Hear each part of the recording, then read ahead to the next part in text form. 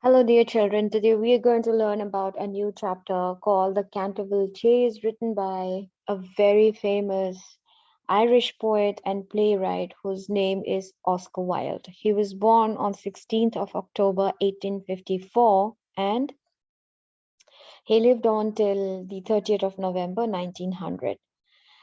After writing in different forms throughout the 1880s, Oscar Wilde became one of the most popular playwrights in London, right? And some of his best work, or the reasons why he's best remembered for, are his plays and novels. One of his very famous plays is Epigrams, and one of his very famous novel is The Picture of Dorian Gray. All right, so let's move on to the chapter now.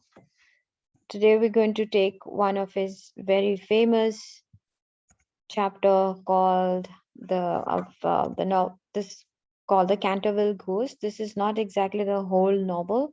This is just a fragment of a very big novel called the Canterville Ghost. It is also sometimes called the Canterville Chase.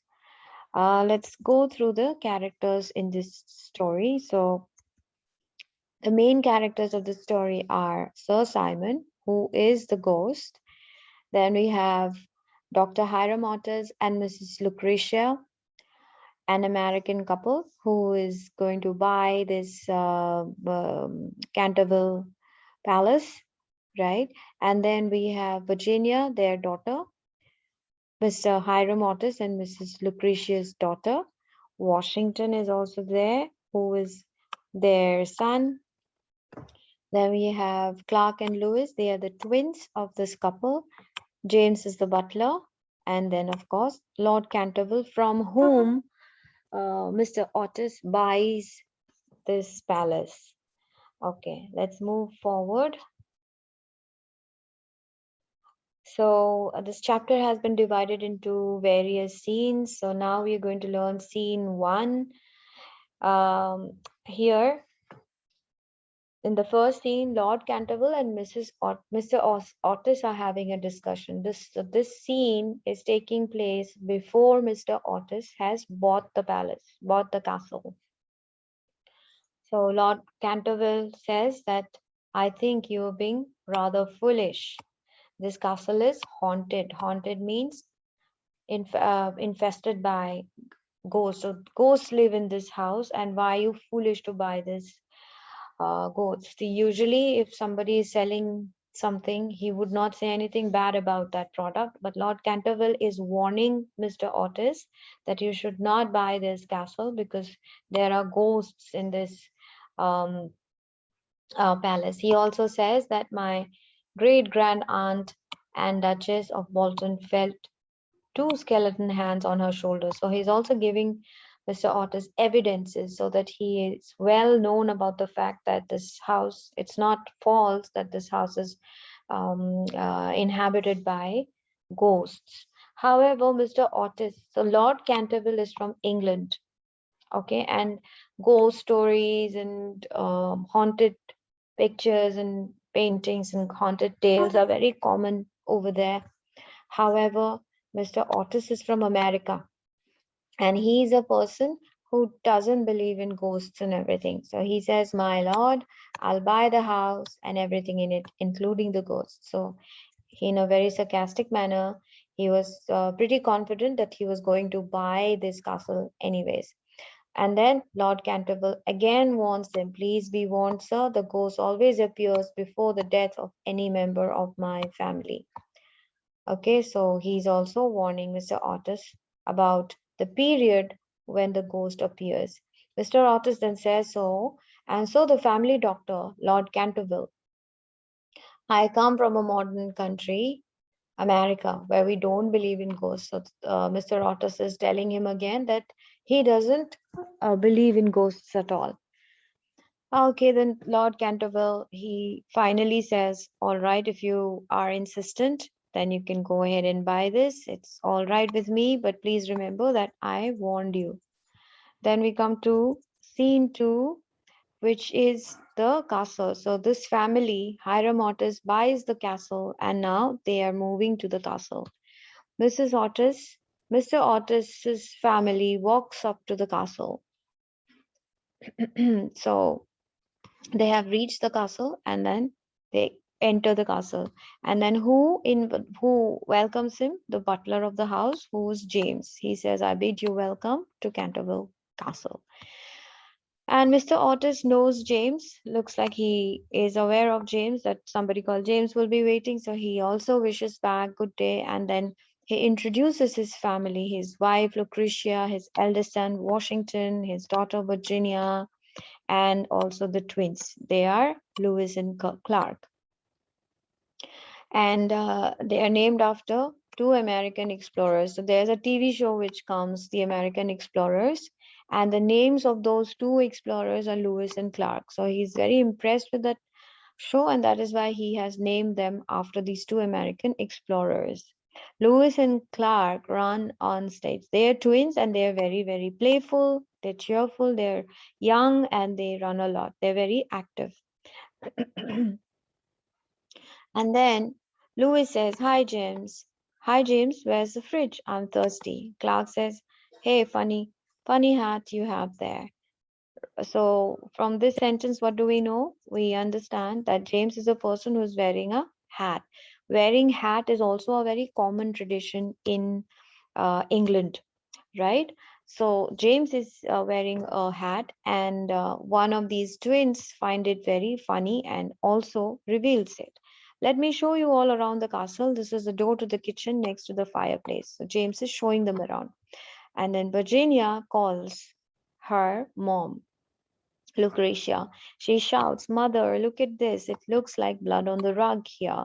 So Virginia spots some blood on a rug. And James comes forward and he also agrees that it's yes, it's blood and it's from Eleanor de Canterville. Now, who's Eleanor de Canterville? This is a lady who was being killed by her husband, Lord Canterville. So she was the wife of Lord Canterville, whose name was Sir Simon, and she was murdered by Sir Simon. And now there is the blood stain that Virginia has just spotted is the blood of the same woman. And now Mrs. Otis is completely shocked to see blood on the rug like that, and so she finds it horrible, and so she asks if somebody killed there. And James says, "Yes, Sir Simon de Canterville killed his wife there." So James reveals that that's the secret of the family, right? And that's where the ghost stories begin from, because Sir Simon is the ghost and he had killed his wife long back, because of which they see the ghost of Sir Simon. Then Mrs. Otis says, "Pardon me, but who is the Simon guy?" She wanted to know more about the ghost, right? And then James says, "Oh, just a relation of my employer's. That's him on the wall." So James reveals that Sir Simon was one of the relatives of Lord Canterville, from whom Mr. Otis bought that palace. And then Mrs. Otis says, "James, remove that ghastly man from our wall at once." So, ghastly man means she's talking about the painting which is on the wall. She's saying, if that is the case, if that is the truth that Sir Simon had killed his wife, he is ghastly, means a person who's very dangerous and who's so scary and not at all adorable. So please remove the picture of this man from the wall. So James removes the portrait and sets it on table. Virginia sits down and gets her paints out. So Virginia sits on the table with her paints. So remember, she likes to paint here. We are also going to find mention of these paints later in the chapter. And then Clark says, "Yeah, I bet that's why he haunts the place. Sir Simon, where are you hiding?" So the small boy, Clark is he's challenging the ghost to come out and show himself. And then Mrs. Otter says, Do be quiet, Lewis and Clark. Right? That's understandable.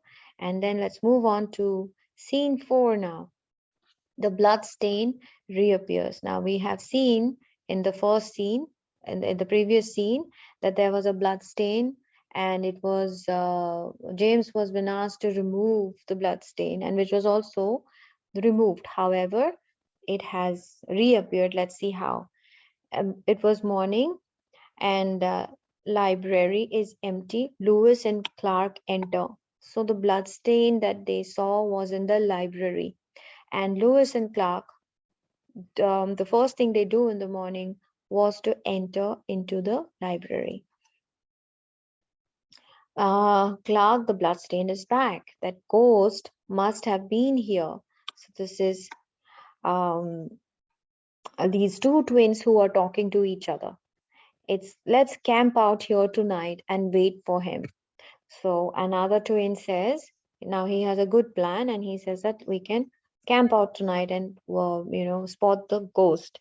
I can sleep under the desk. We need to corner him, otherwise he'll be able to escape. You sleep by the floor. He'll step on me. So now they have decided to uh, sleep on the floor, right? And they have decided to go to the library and uh, they're making some plans to have about how to spot that, how to see that ghost and confront it. Clark says, and I'll sleep on top of the desk so I can jump on top of him. Let's go get our pillows. So they have a full-fledged plan of how they are going to catch the ghost. Lewis and Clark exit Mr. and Mrs. Otis. So they have made a plan that they are going to bring pillows. One of them will be on the desk, another will be on the floor, and then both of them will grab the ghost with the help of pillows. Once Lewis and Clark leaves the room, Mr. and Mrs. Otis, they enter into the room. And what do they discuss now? Let's see. So Mrs. Otis is saying, oh, look at this mess. Motions to papers on the ground. Lewis and Clark must have been here. So here you would see that although we cannot see, we can imagine the picture. Now, when Mr. and Mrs. enters the room, they see papers all over the place. And Mrs. Otis thinks that Lewis and Clark must have done that. Then Lewis and Clark enter with their pillows. Remember, they had made a plan that they're going to make use of pillows to catch the ghost. Mrs. Otis says, what on earth are you doing with your pillows? And then they say, we're going to catch the ghost tonight. Lewis says, see, he was right here last night. The blood stain is back. And Mrs. Otis says, how horrid. He must have spread the papers on the ground too. And then Mr. Otis finally speaks and he says, dear, I assure you, there is no such thing as a ghost. There's obviously a draft somewhere in this room. Quickly look at the meaning of draft. Draft is, there could be two meanings of draft. One, draft is when you write something and which is not the final piece, it's just for practice. And the other draft can be a flow of cool air in a room. So he's saying maybe the wind blew and that's how the papers were scattered. And then Mrs. Otis said, and what about the blood stain? So he said, okay, I agree if you say that the papers were scattered because of the wind, but what about the blood stain which has reappeared? The twins put their pillows on top of the table and exit. Of course, it's the cat, Mr. Otis is saying. Mr. Otis always has an excuse, and he is still not ready to believe. He's yet not ready to believe that this is the ghost who was doing it. It must have killed a mouse last night. So he's drawing his own conclusion. He's saying, oh, maybe a cat had come and it must have caught a rat, and this is the rat of the mouse. He must have killed a mouse, and this could be the blood of the mouse. Then Mrs. Otis says, she calls James and she wakes him up and asks him to clean the blood up immediately. But this time James denies, and he says, "Sorry, ma'am, I can't do that. Sir Simon won't let me." And then Washington, their son, Washington, enters into the room. Washington says, "Good morning, everybody. Oh, look, the bloodstain is back. I guess James was right about the ghost." Well, Pinkertons won't let him win. So Washington here is now supporting James, that James must have been right when he said that there's a ghost in this house. But again, at the same time, immediately he also talks about Pinkertons. Now, what do you mean by Pinkertons here? This is a detergent, okay? This is a detergent which we use to wash textiles, wash clothes. And he is saying that Pinkertons won't let him win. What does that mean? That means the blood stain that the ghost has put on the rug is not as strong as Pinkerton's performance. So if you put Pinkerton on the rug, the blood stain will soon be removed again. Virginia enters and sits at desk and takes paints out of the box. And Virginia. And so now, if you remember in the first part only, they had revealed that Virginia was carrying her paints at the same place. And then now she's saying, "Oh, I wonder where I put my brick red paint. It's not here anymore." Mrs. Otis says, "Look at the portrait of the horrid murderer is back on my wall." Virginia is concerned that her brick red paint is missing. It's all over.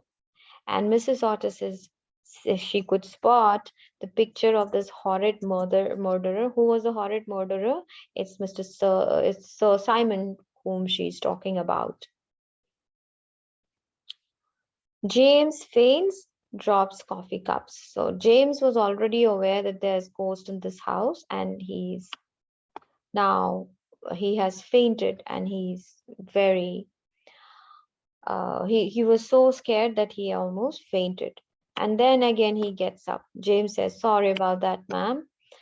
He gets up and then he's fine now, and he also apologizes. Then Washington says, "I must write a letter to the Journal of Paranormal Phenomena." Now, you must understand here that Washington is a teenager.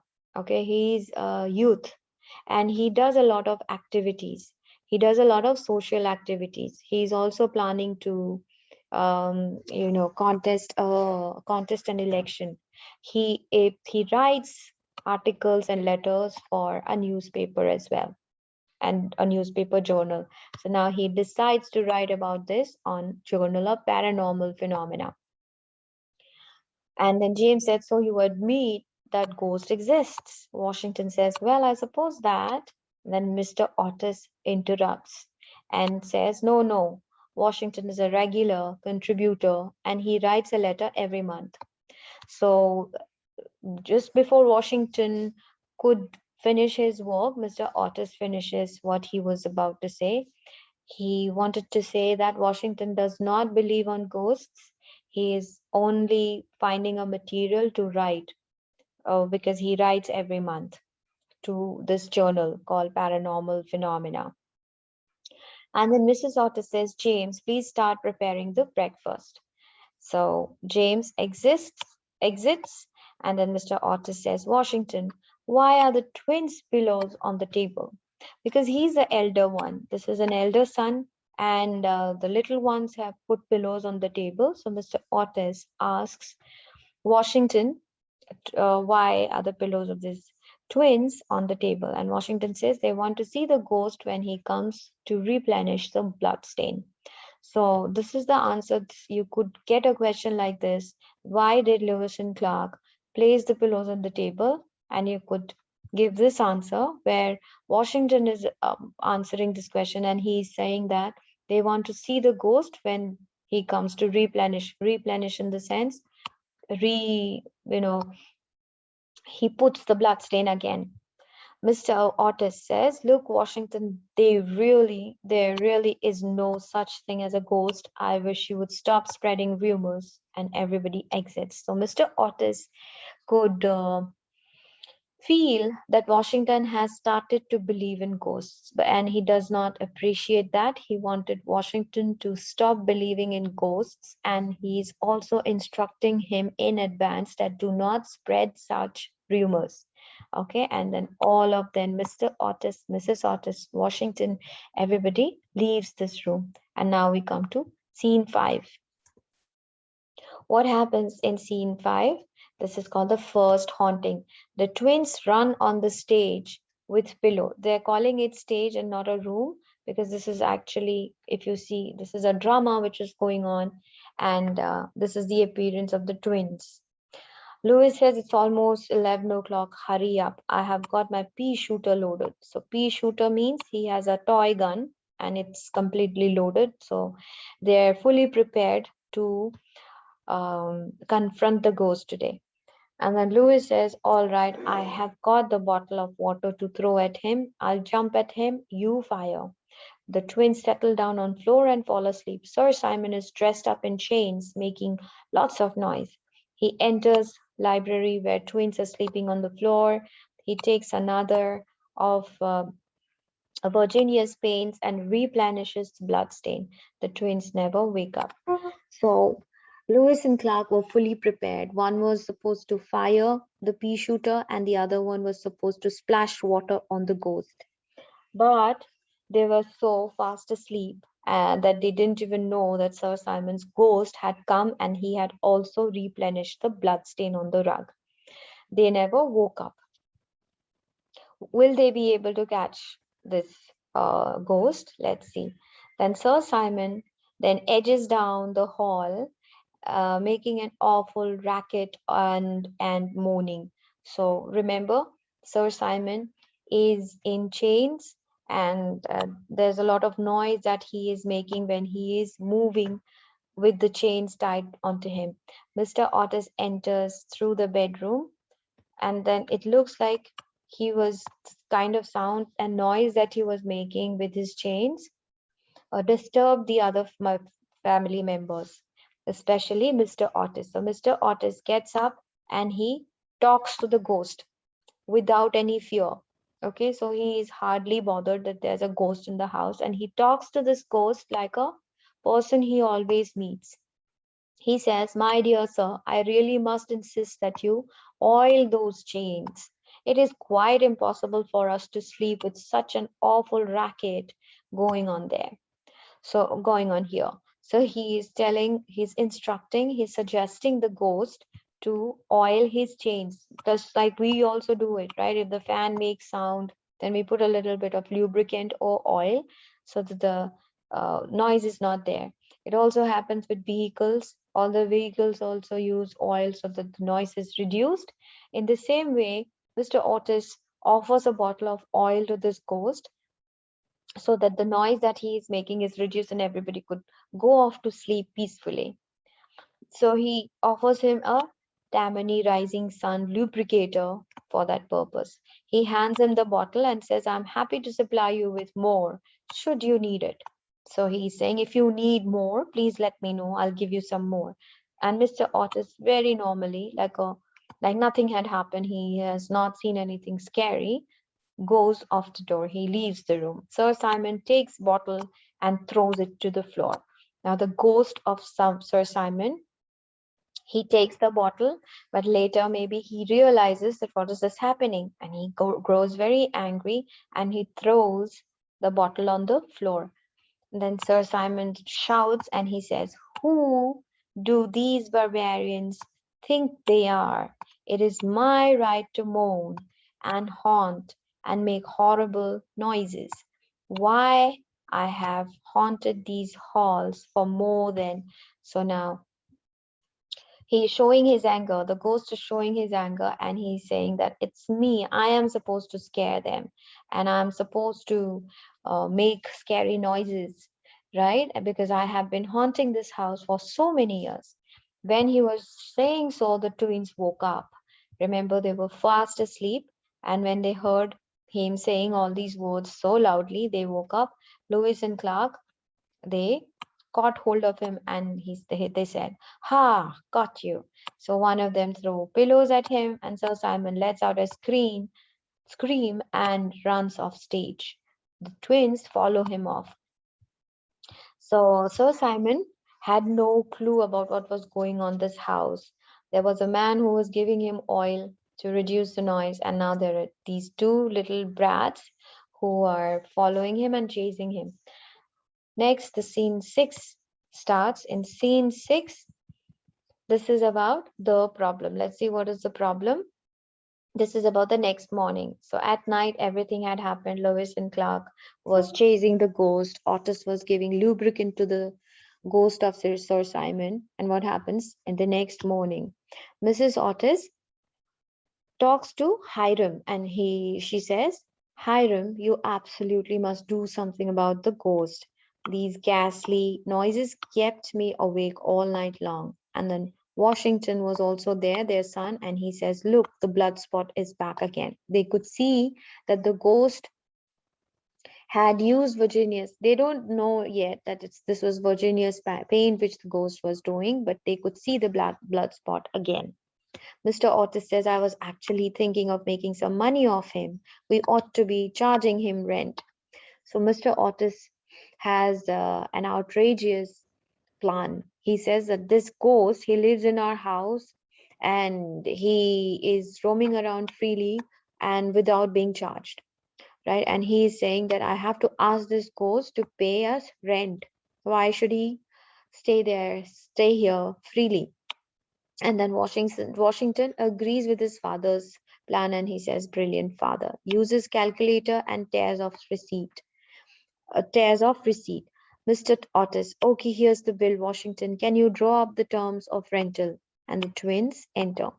So they prepare a formal receipt which could be given to the ghost, and Mr. Otis gives the responsibility to Washington to prepare the terms of the rental, the conditions of staying in this house. So if he wants to stay in this house, there has to be some rules and there has to be some terms which he has to follow, and he has to sign that. And then the twins enter. Louis says, "We got the ghost last night." And Clark also agrees, "Yeah, we scared him right away." Louis says, "You guys should have seen the look on his face when we threw our pillows at him."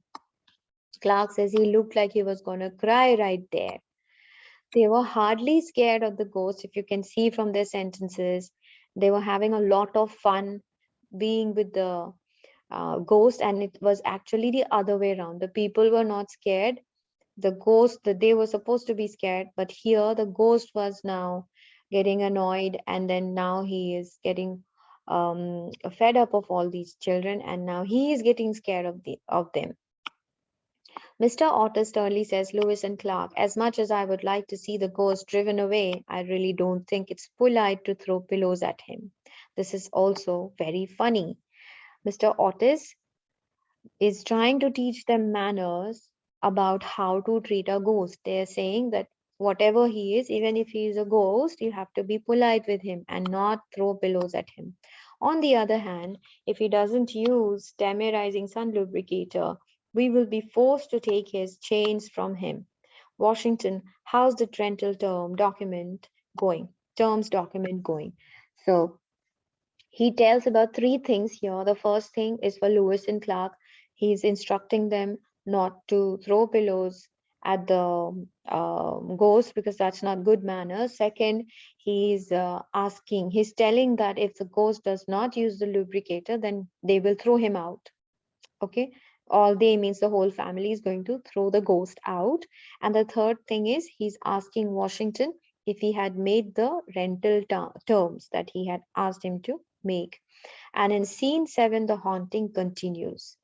Receipt and yellow pad of rent terms are pinned on wall of the hall. So what did they do for the ghost? This is for the ghost. Washington had written a receipt in a yellow pad and then they pinned it on the wall. Okay, so that the ghost can easily see it. Twins pin up a fake ghost on the wall, and run around the edge of set to hide. Sir Simon enters and grabs rent terms off the wall.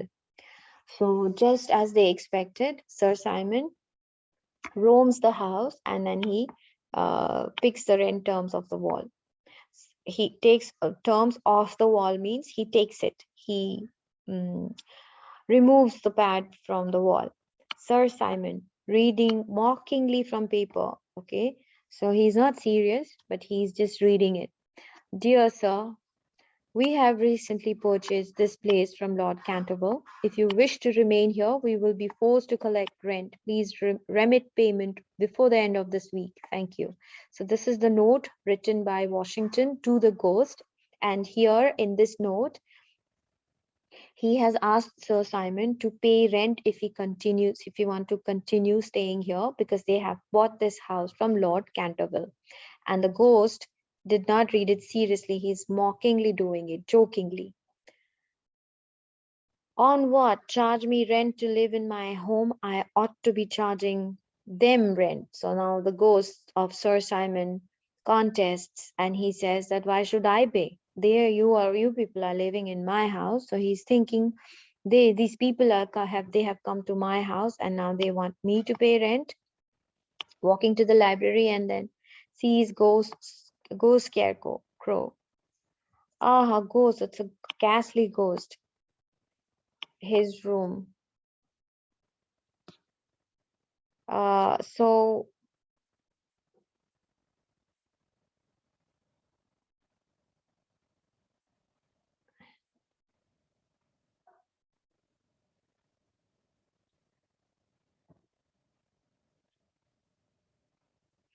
So let's see here.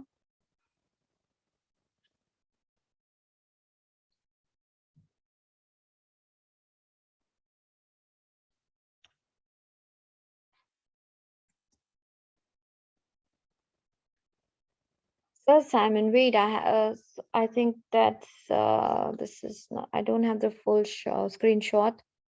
Wait, I have an idea. Maybe this ghost, this terrifying new phantom, can help get rid of the artists. I'll talk to him. Stage gingerly.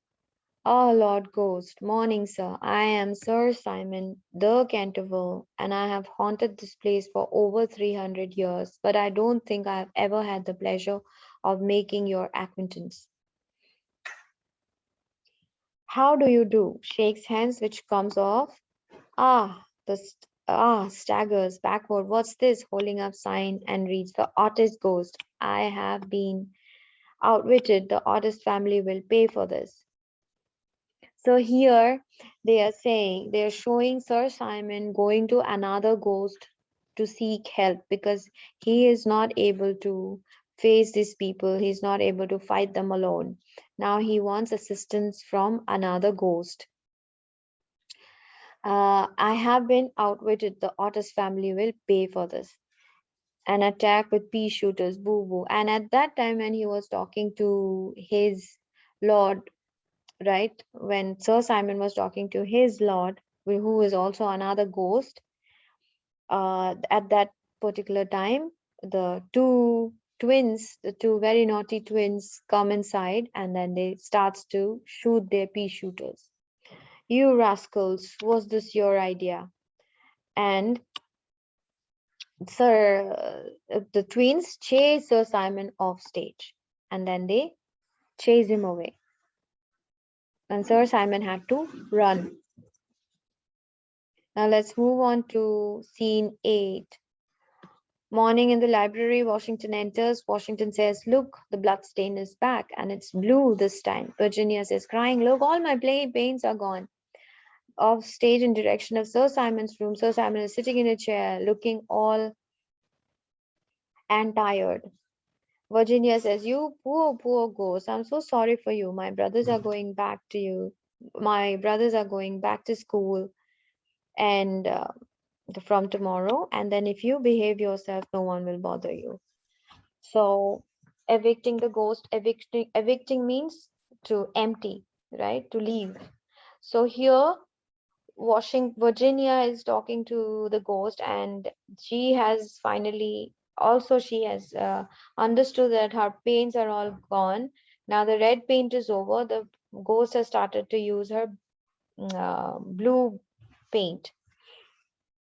And Virginia says, "You poor, poor ghost, I'm so sorry." So she is full of sympathy towards the ghost as he was sitting in a chair looking very, very tired, right? And so she's saying that her brothers will be going to school soon, and then there would be no one to bother. Then Sir Simon says, "It is absurd asking me to behave myself. I must rattle my chains, replenish my bloodstains, and walk about the night. It's my only reason for existing."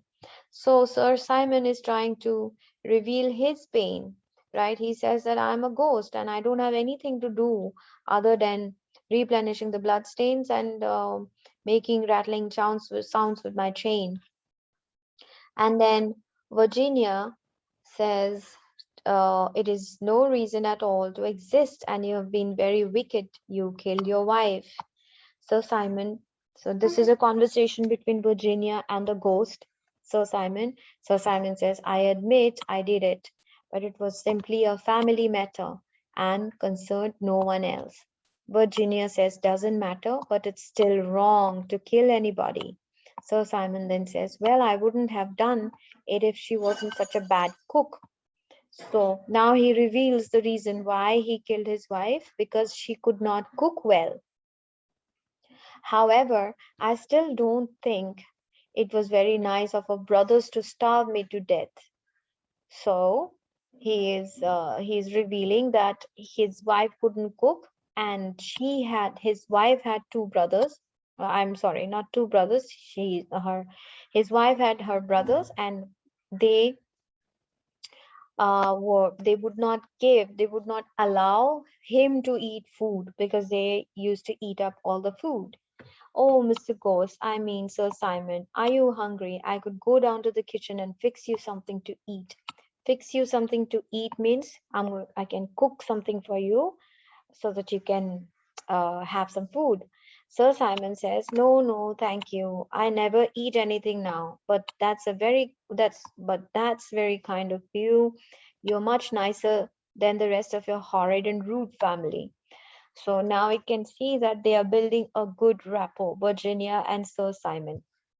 Both of them are talking to each other. Virginia can now understand the ghost's problem and his distress. "Stop," Virginia says. "I really don't think it was very nice of you to steal all my pains to keep that ridiculous blood stain in the library." Now Virginia suddenly snaps at him, and she shows her anger to Sir Simon, and now she's confronting him and asking him, "Why did you spend all my bloodstain? I'm all my pains like bloodstain in the library?" Then Sir Simon says, "What am I supposed to do? It's way too expensive to get real blood these days." So he's saying, I hope this is very clear. He's saying it's not easy to get real blood. So I had to find some alternate. "Well, goodbye then." And then she was still upset, and then she leaves. Sir Simon says, "Please don't go, Miss Virginia. Don't go. I'm so lonely and tired. I want to sleep and I cannot." He reveals his agony that he is not able to sleep and he feels so lonely and tired. Virginia says, "That's quite absurd. You simply have to go to bed and blow out the candle." Sir Simon says, "I haven't slept for over 300 years and I'm so tired." "What does that mean?" Sir Simon says, "It means that you must weep for my sins because I have no tears, and pray for my soul because I have no faith. And then the angel of death will have mercy on me and I can finally die." So he is seeking help from Virginia. There are a few conditions by which he can be set free. Right now, he is caged, and he is saying the only conditions by which I will be freed are these. He says that somebody has to weep, somebody has to cry for my sins, that, oh, somebody has to say sorry on my behalf, that I have sinned and please forgive me to God. And but he cannot do it because his tears, he doesn't have any tears. He's a ghost. And somebody has to pray for his soul. Somebody should say that, oh God, please forgive this soul. Please forgive him. But he cannot do it because he doesn't have any faith on God. And because he's just a spirit right now. He's not a physical man. And then the angel of death will have mercy on me and I can finally die. So he is saying that only if somebody does two of these things, I will completely die. Right now, I am in the middle of life and death. I have neither died completely nor am I living like a human being.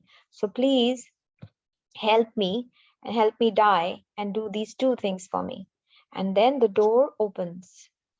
Then Virginia enters with a box of jewels. So it looks like Virginia is set to help him. Mrs. Otis, Virginia, where were you? You were so worried. So when she enters in the room where Mrs. Otis was, Virginia enters with a box of jewels.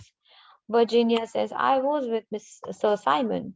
That ghost, are you all right? I am fine. Sir Simon, is he alive? Mr. Otis says. He's fine. He's finally free now. He's been forgiven. The stain is gone, Washington says. Virginia says, and look, before he died, he gave me this box and beautiful jewels to keep. So Sir Simon had requested Virginia to pray for him and shed tears for him, which she did. And after that, now she is revealing what happened next. He was set free. As soon as he was set free, he left this castle. And before leaving, he also gifted her because she helped him so much. So she gifted him a box of jewels. Mrs. Otis, Mr. Otis, and Washington, all of them are surprised to hear that. That's very kind of him, Mr. Otis says. It's almost 12 now. Let's go to bed. So it's quite night. They're now planning to go back. We can discuss this in detail in the morning. Good night, everyone. So finally, it's 12 o'clock at night, and Mr. Otis, Mrs. Otis, Washington, and Virginia, all of them go off to sleep. So that's the whole story. I have also prepared some questions and answers. Maybe you can go, maybe you can see if you can answer these questions. Let me see.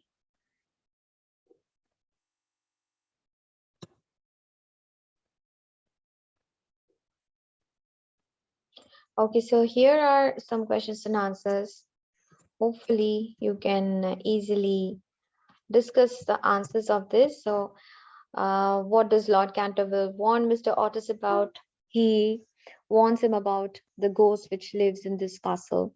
Who are the members in the Otis family? Of course, Mr. and Mrs. Otis. So Mr. Hiram Otis, Mrs. Lucretia Otis, Washington, their son, Virginia, their daughter, Lewis and Clark, the two twins. It looks like blood on the rug here. Who says? So to whom and what does the speaker mean to say? This means, so who says to whom?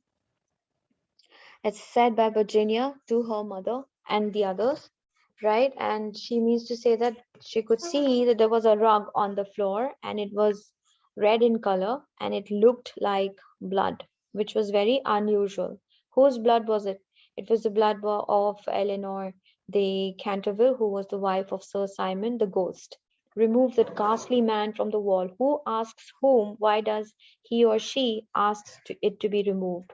So this was told by Mrs. Otis, and she is asking James to remove the ghastly man. After they heard the story of Sir Simon killing his wife, she finds him ghastly, scary, not at all favorable, and she is asking him to remove his painting from the wall. Next morning, they say something in the library. They see something in the library, that was the blood stain again, and the papers were scattered.